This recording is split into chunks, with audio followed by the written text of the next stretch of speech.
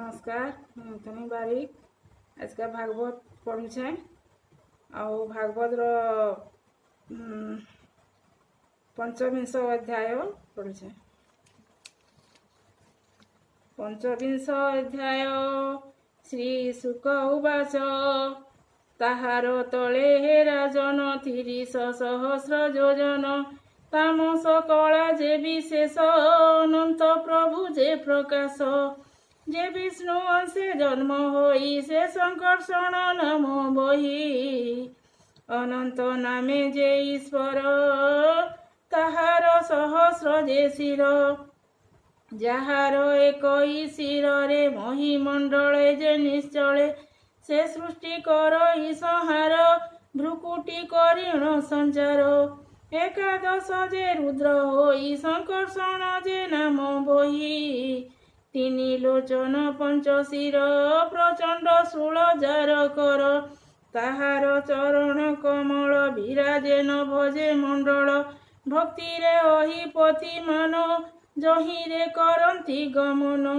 ଶିରୋମଣିରେ ନଖପନ୍ତି ଚନ୍ଦ୍ରକୁ ଜିଣି ଦିଶେ ଜ୍ୟୋତି ଯାହାର ବଦନାର ବିନ୍ଦେ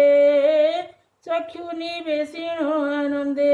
ପରମ ଭକ୍ତି ଯୋଗ ମତେ ମୁଣ୍ଡ ପ୍ରଭାବ ଯେ ମଣ୍ଡିତେ ଗଣ୍ଡ ଯୁଗଳ ହୃଷ୍ଟ ଚିତ୍ତ ସେ ସଂକର୍ଷଣ ହୃଦଗତ ଯାହାକୁ ବିବିଧ ବିଧାନେ ସେବନ୍ତି ନାଗ ପତ୍ନୀ ମାନେ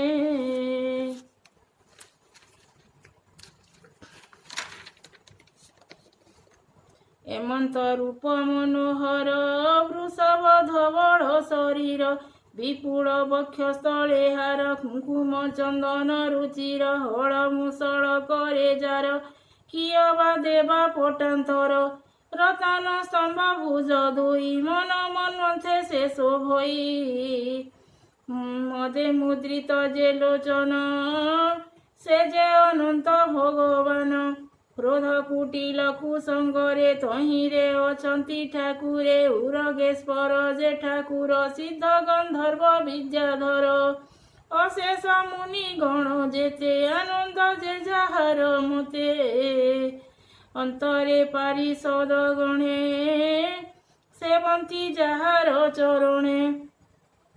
ନବ ତୁଳସୀ ପୁଷ୍ପ ଶିରେ ଗନ୍ଧ ଆମୋଦ ସେ ପ୍ରକାରେ ଗନ୍ଧେ ମଧୁକର ନିକର ଧ୍ୱନି କରନ୍ତି ନିରନ୍ତର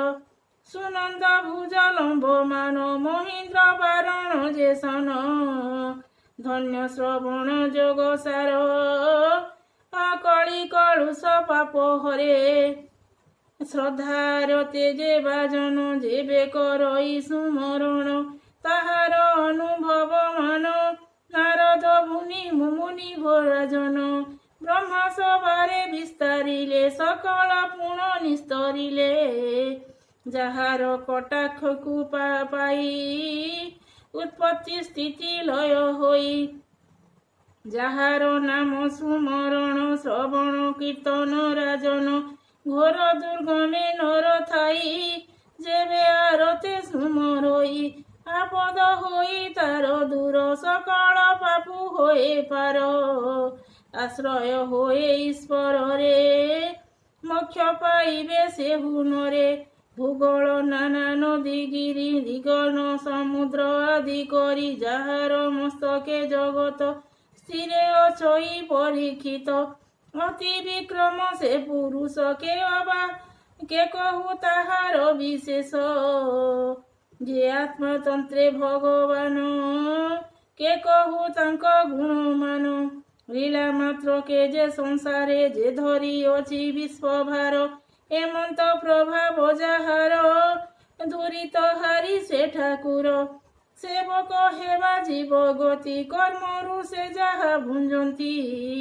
ଯାହାର ସ୍ଥଳଟି ଏମନ୍ତ ସକଳ କହିଲୁ ବିଦିତ ଯାହାର ଯେମନ୍ତ ଲକ୍ଷଣ ଯେ ଧର୍ମେ ଯାର ଆଚରଣ ଯେଉଁ ସମସ୍ତ ଜୀବଜନ୍ତୁ ଯାହାର କର୍ମେ ସେ ହେତୁ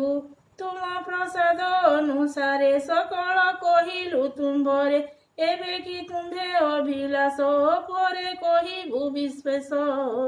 কহই বিপ্র জগন্নাথ হরিচরিত ভাগবত সুজনে শুণ দেই মন ফিটিব ভবর বন্ধন। ইতি শ্রীমদ্ভাগবতে মহাপুরাণে পারমহংস্য संहिताया वैशिष्ट्यं पंचम स्कंदे भूगोल वर्णने नाम पंचविंशोऽध्यायः।